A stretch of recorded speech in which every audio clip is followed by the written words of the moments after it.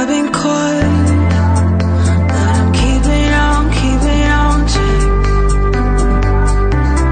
I've been taught, but I'm keeping on check. I've been broken, but I'm keeping on check. We had a show a few weeks ago about this rise in anti-Semitism globally. And so when we're feeling under siege as a community, it becomes really difficult to change held beliefs of how to react to what has been really an unprecedented time of crisis, at least for our generation as Jews. And so we've asked wonderful educator and life coach, Rabbi Stephen Bars, who's been on the program before, to help us through with is how do we process the information that we're getting every day, whether it has to do with what can seem like an appeasement of Hamas to achieve the ends of the release of hostages, whether it has to do with the way that we're providing solace or comfort to people in the community that are suffering. How do we adjust? How do we make change based on kind of the inputs around us in a time when it feels like we're forced to always have a firm opinion on everything? Rabbi, in preparation for tonight's program, you and I were speaking about, we're kind of a relatively similar generation, you and I, and the fact that when we were young, we didn't have the internet, or at least not a commercially available form of the internet or social media. And so we had the luxury of changing our opinion about maybe an individual or about something in the news or our political viewpoints without the world knowing that we were making that change. We had the luxury of kind of going through a private process of absorbing information and often changing our minds about things. It seems like now, Rabbi, that's so much tougher to do, especially with people that are really active in social media. The war starts and there's a reaction right away, a reaction of disbelief, of rage, of grief. And that can lead to statements that sometimes, whatever kind of quote-unquote side we sit on, statements that we can afterwards regret. But since those opinions have been often put out there on our social media channels, it becomes extra difficult to say, you know what, maybe I was wrong, or maybe I want to attenuate what I said. Maybe I now see another's perspective a little bit more. That takes great strength.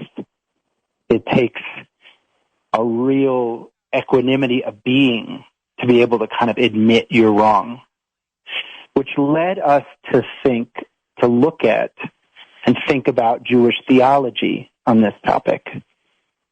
It seems like, as a Jew, our role is to learn all of the rules, learn all of the halacha, so we can be good Jews. But what if we're wrong? What if an interpretation, the way that we think is the right path, ultimately we learn is not the right path? What does Jewish wisdom tell us about that? About admitting we're wrong? About changing a held belief? So without further ado, Rabbi Bars, start us off with that the answer to that $64,000 question. Does halacha encourage us to admit we're wrong? We're wrong. Doug, that's a fantastic question. These are very, very trying times, for sure. I'll start with a little bit of a humor, because you've been very insightful, and let me lighten the load a little bit. When I wake up in the morning, I turn to my wife and I say, "I'm really sorry," and she says, "What for?" I said, "For what I'm going to do today." So apologies is part of the process, and admitting you're wrong is part of the process of success. It's part of life. Human beings are, by their very nature, meant to get it wrong. That's the process we're put in. There's nothing meaningful in life that doesn't require messing up as part of the process of success. You can't achieve anything meaningful unless you expect to be able to apologize and admit you're wrong. And that's so, true. Rabbi, yeah, go ahead. Pardon the interruption. If I remember correctly, on a previous show, we talked about apologizing and making amends. And that, to me, feels like something different. It feels, as a Jew, like I have pretty good guidance on that topic, like that we are to make amends and admit when we've hurt someone. I think what I'm trying to get to here with you is more fundamental, about acknowledging that we have a held belief, perhaps a held belief that we have been very strongly vocal about in our family, in our friend group, in our community, maybe even a rabbi from the pulpit. Maybe that's a held belief about the Palestinian cause.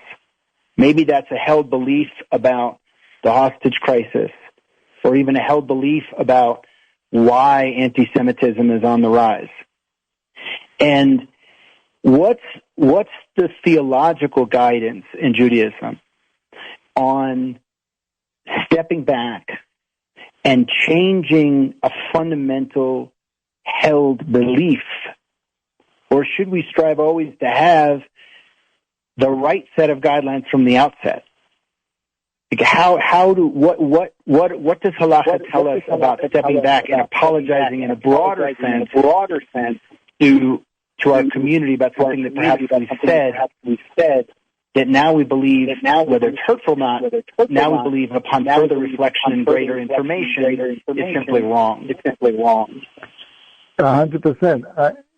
Jesus is very clear that if you don't look back over your held beliefs and realize that you've got a lot of mistakes, you haven't learned anything.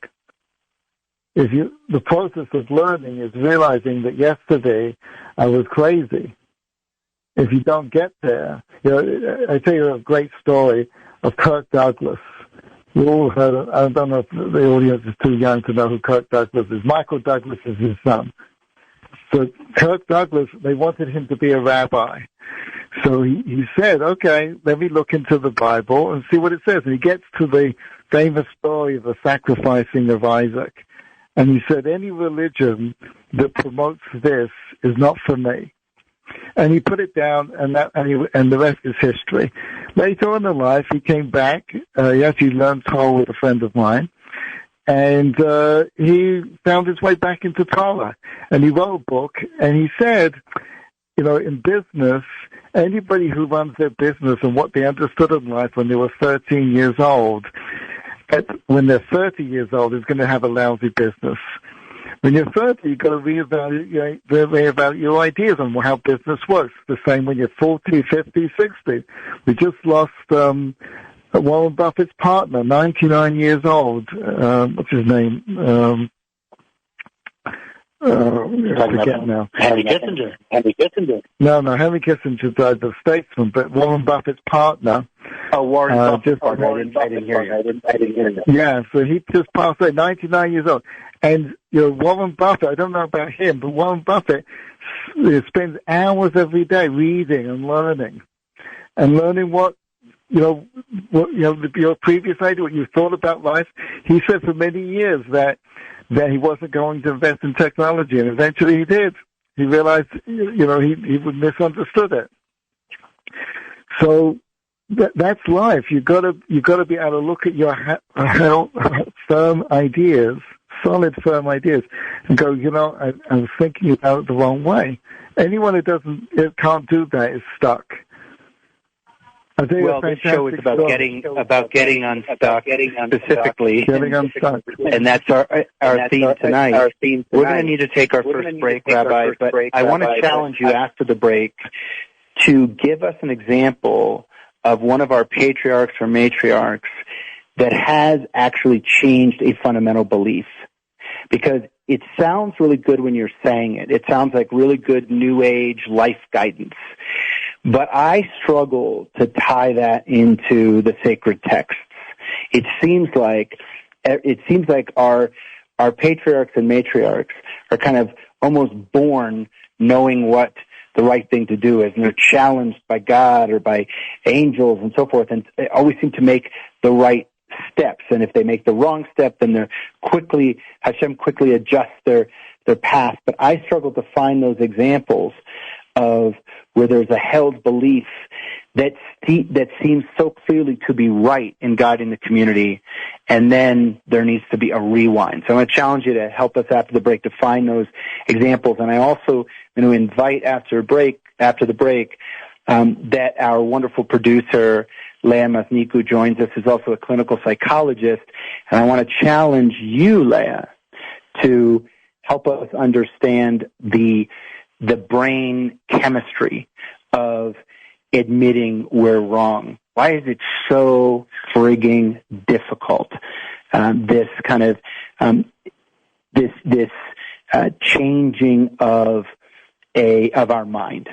The call-in number to participate in tonight's program is 718-303-9090. That's 718-303-9090. So you can probably tell from some of the technical difficulties as we started the show, we are not in studio tonight. We're calling in from Park City, Utah.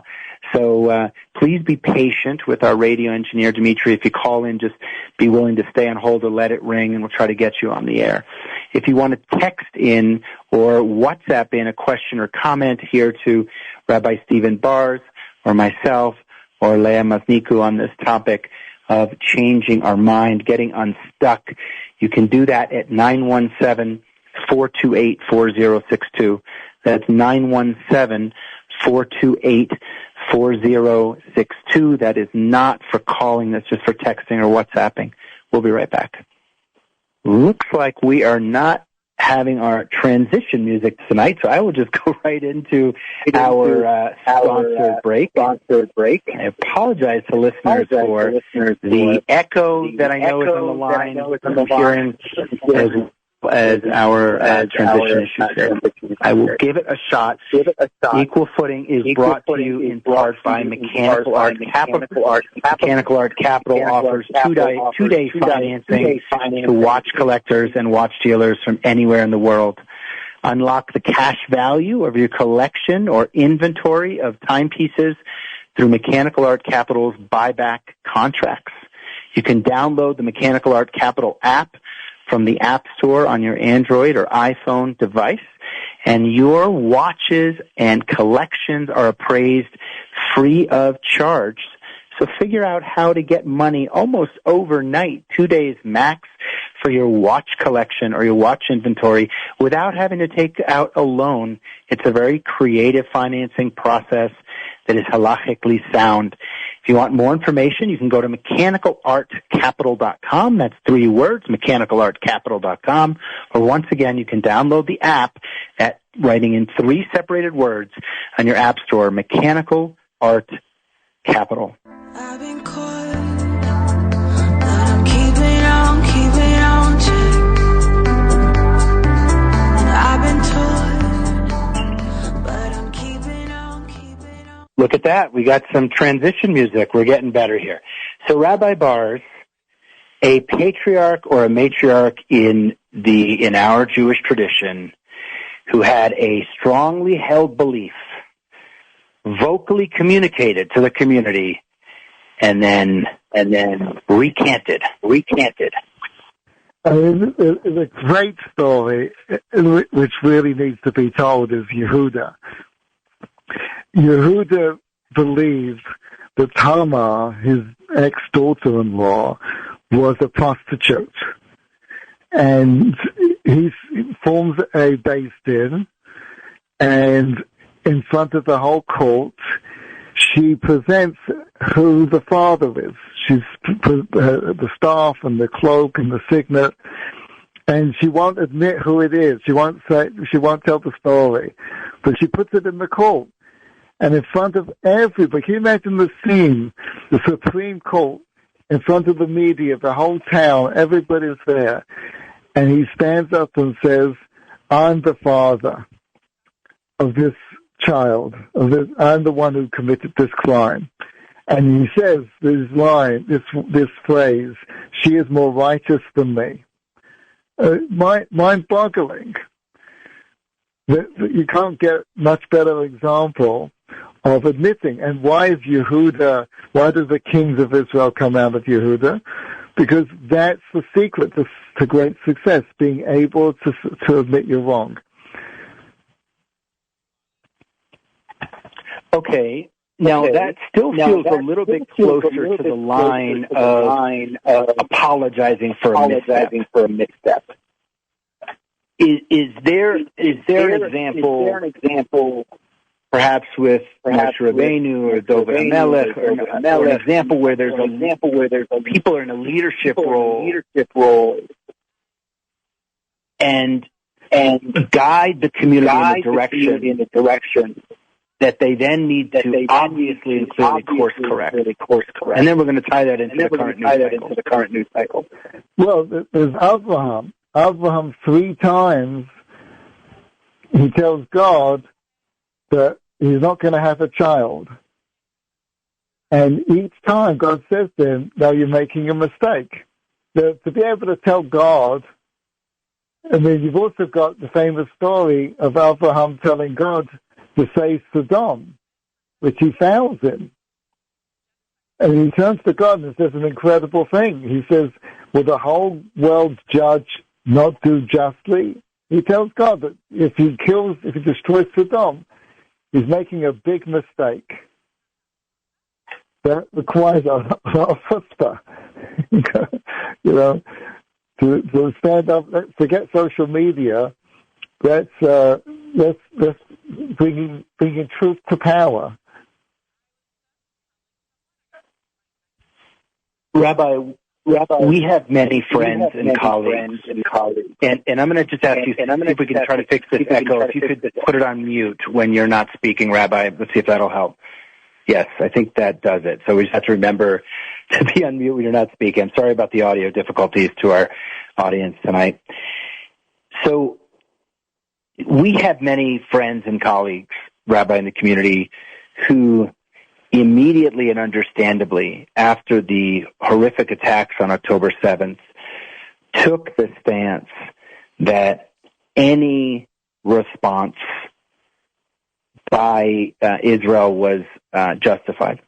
However drastic, however intensive a military strike, that any military action designed to eliminate Hamas was justified in the moment. And there are many of us that still feel that way. However, the news cycle, as we know, over the last 7 weeks or thereabouts, has been bludgeoning that perspective. There's been a global kind of almost I'm tempted to say consensus. It's not really fair because sometimes there's silent majorities that think something different, but there is a building consensus globally that the Israeli response in the Gaza Strip has been disproportionate.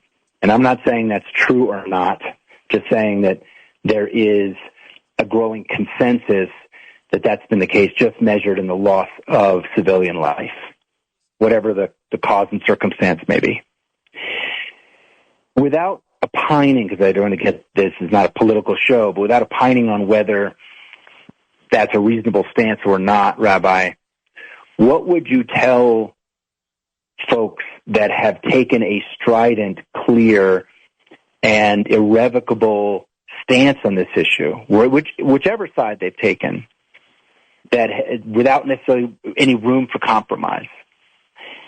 How to, if they are so moved, how to modify their message, how to kind of, you've given a couple of biblical examples, how to change your mind kind of in the public sphere in a way that is personally healthy and helpful in the community at large. Yeah, that's a phenomenal question. And you see, both sides are very opinionated, very loud, very strong. And it all comes down to, are you willing to talk to the other side? If you see a lot of people that have a position, but they're not interested in debating that position, because it's sort of like, when let's say you've got somebody who's an overeater or an alcoholic or any particular addiction, and they are being very good, but tonight they're gonna have a drink. If you catch them just before they're about to have a drink, they're not going to be reasonable. You can't talk them down. It's very difficult to get through. And anybody who's got a belief because of some bias is not interested in talking. If you have a belief that's built on the philosophy and you're really open to listening and hearing, then you'll talk to other people. And there's a lot of people that aren't interested in talking because their beliefs are just expressions of an emotion. It's not an intellectual, it's not a concept that they're coming to express. They're just angry. And there's a lot of anti-Semitism built into that. So, Leah, before we go to our first break, Rabbi, I'll ask you to put it on from your side again. So we get, this echo. All right, there we go. Leah, before we go to our first break, help us understand from a brain chemistry perspective, from a clinical psychology perspective, what's going on with those people that Rabbi Bars is alluding to that seem to just be incapable of changing their mind. Is this strictly a nurture issue, that they weren't raised with the right kind of sensitivity? Is it just the arrogance that maybe that they have kind of adopted in life, or are there different types of people? Are there people that are incapable of shifting their opinion? So there are generally two reasons why people are incapable of changing their minds. One is a little lighter, and it's a lack of self-awareness. So a social blind spot, if you want to put it that way, where people don't realize that they are wrong and therefore cannot admit to something that they're not aware of. And then there's the second reason that is tied to ego and sense of self. Some people, when provided with new information that makes them change their mind and prove them wrong, they're incapable of saying it out loud for fear of changing their identity, because their sense of self, their self-image, is tied to the wrong thing that they've said. So it's all feelings of shame and guilt that are not wanting to be said out loud, and therefore you continue in the wrong thing that you are stuck in. And this can lead to anxiety and depression, because these feelings of shame and guilt don't just go away. If you don't admit you're wrong, you're just stuck in a negative loop of information that doesn't take you anywhere. Yeah, it's almost like there's a canary in the coal mine. You kind of know that you're off, but you don't know how to get out of that situation. Yes, there's a difference between having a healthy confidence about something and a stubborn ego. One of the primary indicators is that if you're on the wrong side and you're not able to admit you're wrong, that's an unhealthy ego. So, Leah, you're from a generation, you're kind of a generation below, so to speak, or younger than Rabbi Bars and myself. And you grew up, I would imagine, with social media being a really important part of your channel for expression, which we didn't have, at least I didn't have when I was, in those most formative intellectual years of high school, college, even my early 20s. Do you think that kind of that supposition that I made at the beginning of the show is reasonable? That when people are active, really in expressing their views on social media, which creates kind of a record that's difficult to erase, not impossible, but difficult to erase, that it makes it more difficult for younger people to kind of change their held belief in the public square? Absolutely. It's what I said. It's being tied. It's about your ideas and your beliefs and your advocacy being tied to your sense of your self-image. For example, there was a Pew study research done in June of 2018 that showed that 14% of U.S. adults changed their minds because of something that they saw on social media. So it's this idea that we're getting all this influx of information and we're having a confirmation bias to things that we're predisposed to already believe, and we gravitate towards people that think the same as us and are vocal on social media where you can see their opinions as well as hear them. And it's beginning to get more and more difficult to kind of detach yourself from the masses, so to speak. And there's, for example, we see this with the younger generation, where 23% of people aged between 18 and 29 say that they inform their opinions because of social media, as opposed to the 13% aged 50 and 60, between 50 and 64. All right. Well, there's a lot more to talk about there in social media and how we get information. Now we're going to take our next break, and we're going to be back here with Rabbi Stephen Bars and Leah Mazniku. We're talking about getting unstuck, getting out of a position of ego and stubbornness around a position that we held belief. It could be sociological, political, even religious, that we have attached our identity to, that we put out there, whether on social media or as a parent, maybe we've stated it to our children. When and how do we roll that back? And is it spiritually healthy to do that? We'll be right back on Equal Footing.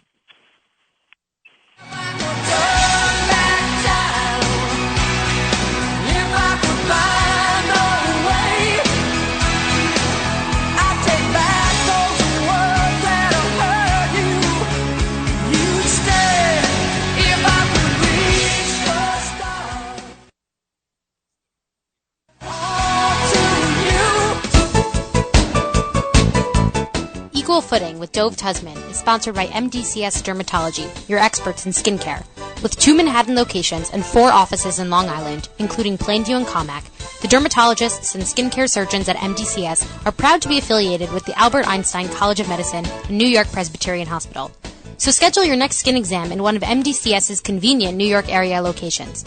To make an appointment, go to www.mdcs.live or call 212-661-DERM. That's 212-661-3376.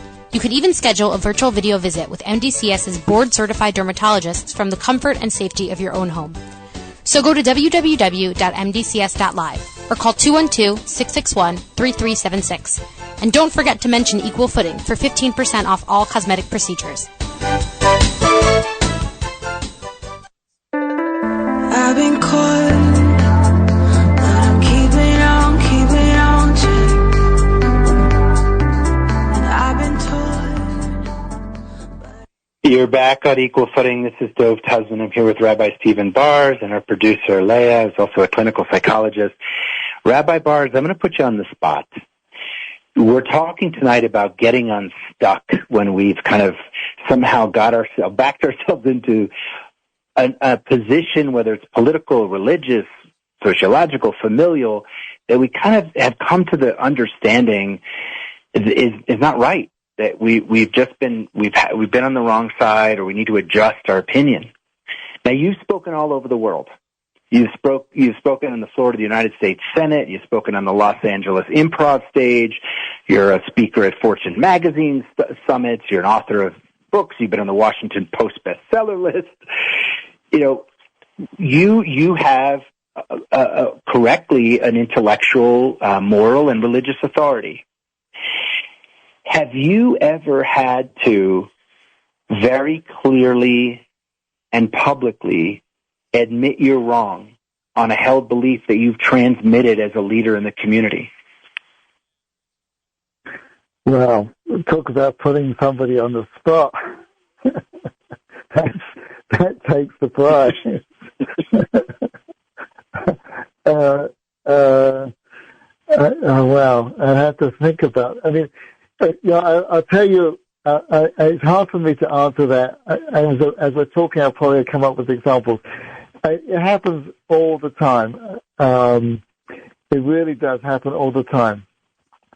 You know, my teachers, Rav Noach Weinberg and Rav Yaakov Weinberg, I don't know if I was ever able to do it, but I have heard them speak, and in the middle of their speech say, you know what, that's a mistake, and change their whole position. I've seen it live. It takes tremendous humility. I'm not on that level to be able to do that. Put to the spot, I've had, yes, many, any leader, definitely a rabbi who can't do that. And we all know people in those positions who can't do it.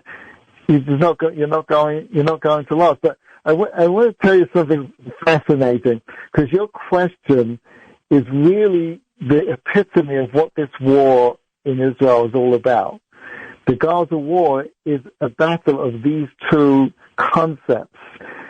Israel is the country that learns from its mistakes, and the Palestinians are a people that don't learn from their mistakes. And that's what this is all about. In 1945, the Jewish people were at the pits of existence. 6 million dead, the rest scattered to the wind. Practically every Jewish institution in the world is destroyed. The rabbis, the teachers, the money, gone. Within 3 years, we have our own country. Today, 70 years later, we have the fifth most powerful army in the world. Economically, the Jews are supreme. Politically, we're incredibly powerful. How do we get there? And the Palestinians, 70 years ago, were a bunch of nomads living in mud caves, mud huts, with nothing to their name. And 70 years later, they're not much better than that. They're living on handouts, have never moved. How did we do that? How did Jews do that? How did the Palestinians not do that? And it's very simple. Jews by their nature, we are the epitome of learning from their mistakes. And the Palestinians are the epitome of not doing that. The Talmud that's what tonight's show is about. And sorry, we're getting that echo again. And I'm going to stay away from the political content of the comment, but talk about the value of admitting your mistakes. And I agree with you fully on that, Rabbi Bars, and at a larger level, and I hope you don't mind me extending your point a little bit, but the fact that we as a people endured the Holocaust, I think was could have led to decimation of self-worth and a kind of a dispersion of community. And instead, it led to a firmer conviction than ever that we needed to have a homeland, that we needed to, create even greater community in the global diaspora. That movements like the Chabad Lubavitch movement have been great doing, and other movements across the religious spectrum. I want to, though, dial back a little bit and ask you both about the role of parenting in this very difficult topic of kind of changing your mind or admitting you're wrong. I think as parents, it's very difficult to do that. And Leah, my understanding, you talked before about the role of the ego in psychologically in admitting that you've had a belief that needs to be reshaped. As I understand it, it's not just about the ego; it's also about past trauma, and often that has to do with the way we were raised. So that as children we had fear of being punished or fear of judgment that were modeled by our parents if we said or did something wrong or saw the world in a way that we weren't supposed to see it.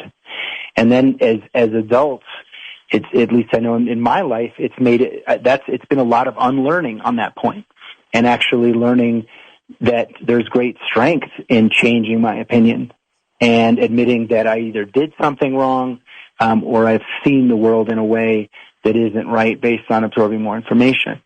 So I'd like for you both to talk about this from a parenting perspective and kind of if there's a listener right now that's struggling with this, maybe they've said something at the dinner table about the world around them, about the political stage or events in the Middle East that they now regret. How do you fix that as a parent? My advice goes to parents, but also to non-parents, and it's about compassion and empathy. The way you change minds is not by forcefully or aggressively saying something to make the others change their mind. It's about having compassion and listening and having conversations that don't make the others feel judged or shamed or singled out, because our sense of self and it's what you're saying, the nature versus nurture, it all has to do with ego and sense of self. It's how fragile our ego is and how tied it is to our public beliefs.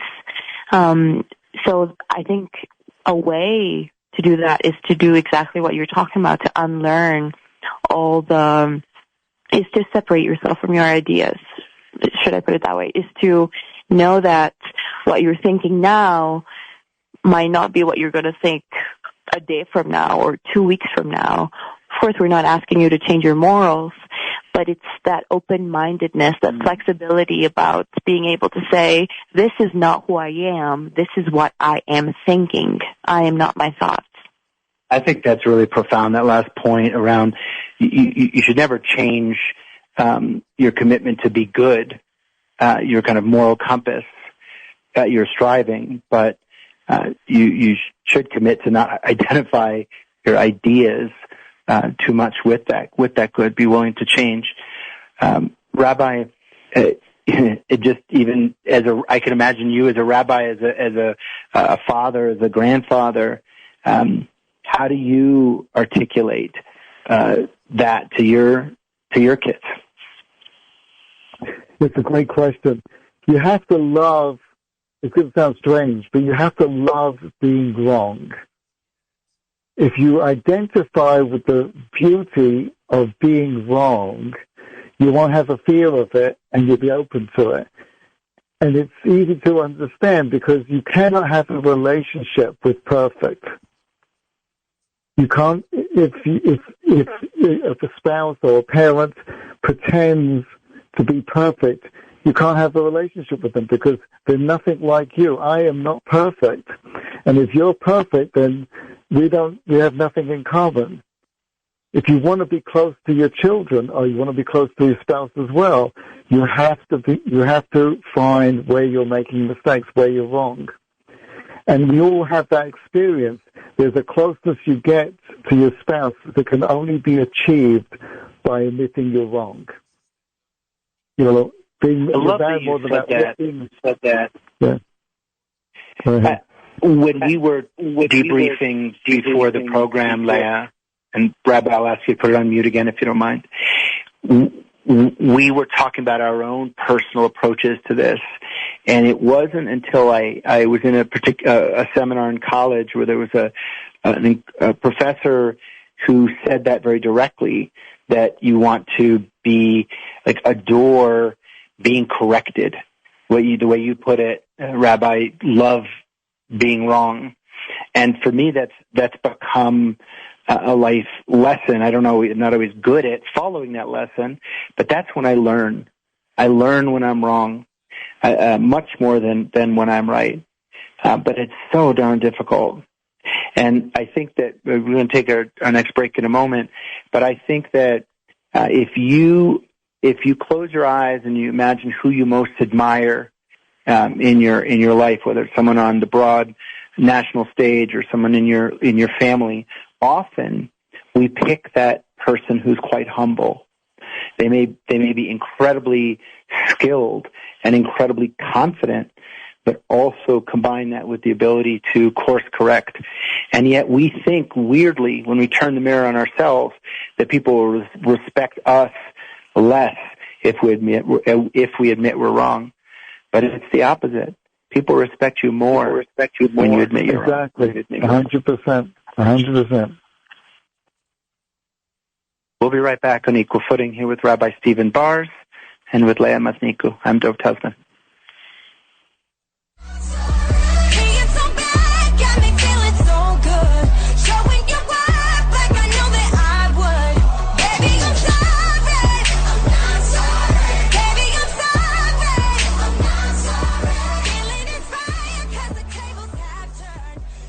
So Equal Footing is about talking about the difficult stuff. We're talking about getting unstuck and admitting we're wrong tonight. One of our sponsors, Manhattan Medical, embodies this mission to address the difficult stuff that you need to shine a light on. Sometimes it can cause shame or confusion, but it's better to address it. In this case, it's the very difficult issue of erectile dysfunction. Erectile dysfunction is not something to put under the rug. It affects almost 2/3 of men in their lifetime.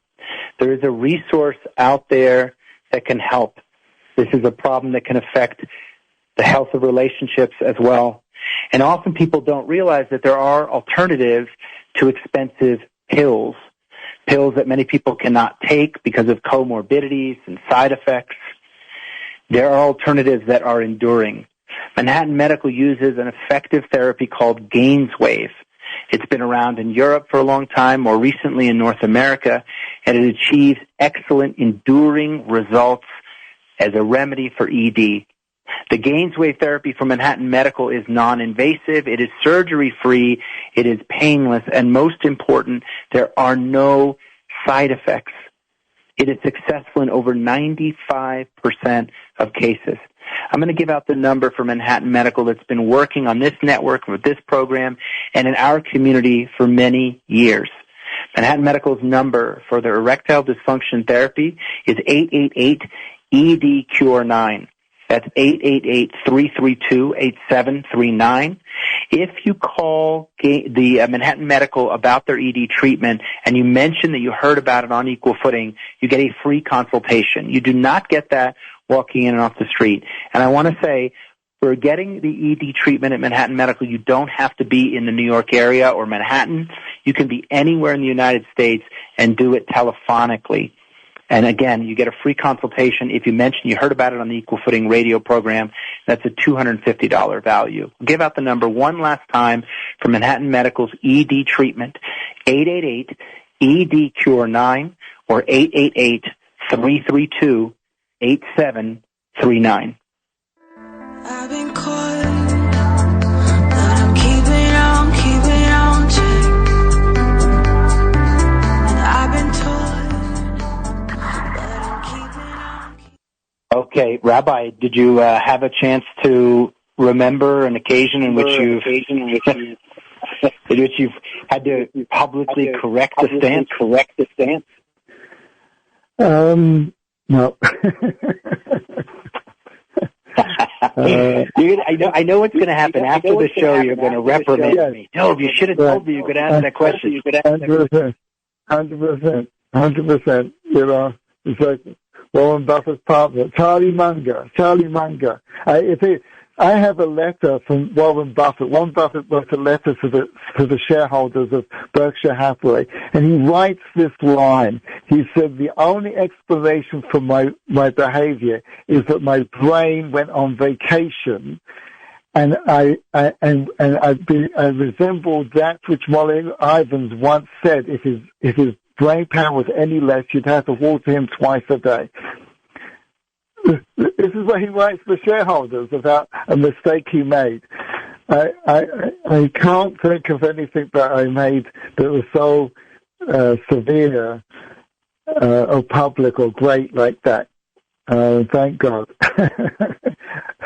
I do have a lot of bruises on my ankles. My wife telling me, "Don't say that. Don't say that." But she's a good guard. Now, Halachically, the Torah, and if you could put it on mute for a second, Rabbi, because I don't know what's going on with this echo. So halachically, the Torah does command us to seek out truth and discard old beliefs when they're proven wrong. And our sages, as you've talked about in this program, did this, without fear or shame when new information came to light. In a sense, that's why we trust them to absorb information and change accordingly where needed. But it's so darn difficult for us to do. And Leah spoke earlier about the role of the ego. If from a theological perspective, Rabbi, if you could give our listeners, and we're wrapping up on the end time for the program here, the one piece of advice for getting unstuck, getting out of that ego-driven place in their opinions, what would that be?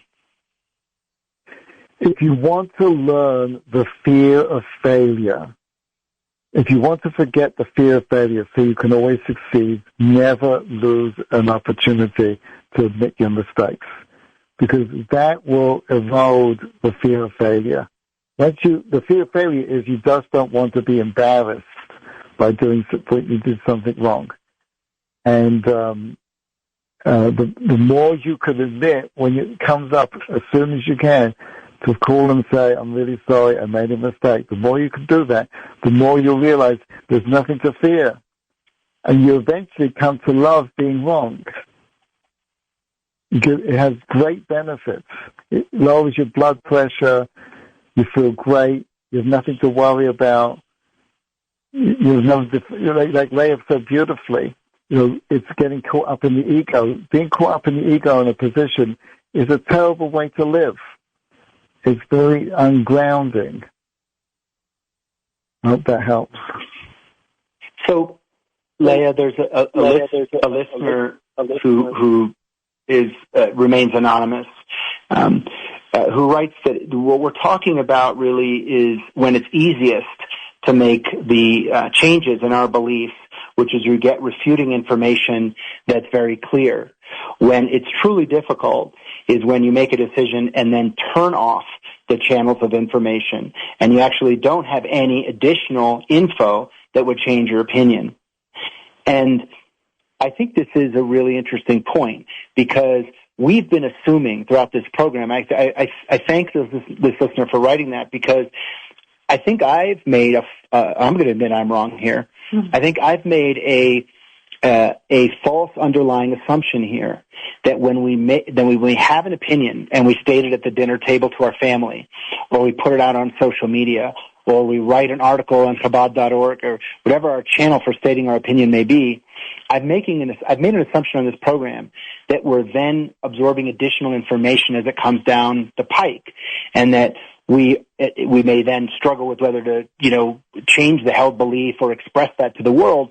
But I've made the assumption at least we're absorbing that additional information. And this listener is making the point that I'm extending a little bit, that what a lot of people do is we state the opinion, then we shut off the spigot. We shut off the faucet. We don't want to have any countervailing information. What do you say to a psychologist to that? First of all, do you agree with this listener? And what's the solve for that as we come up on the end of the program? Yes, Thank you, listener. That's actually a very common thing because when we are part of a social group, part of a community, part of people that are similar to us, that look similar, that think similar, that eat similar, it's very difficult for us to have outlets and information that contradict those, because if we're not part of a social group, then evolutionarily you feel as you're going to die because you're alone. So when we don't conform to our group's ideals and identity, you will be cast out, so to speak. So my advice to you is to kind of re-examine your community's ideals and beliefs, or your social group's ideals and beliefs, and see whether you fit in, and seek contradicting information and analyze what feels right. You know, just because you're part of a community doesn't make everything that community stands for true for you.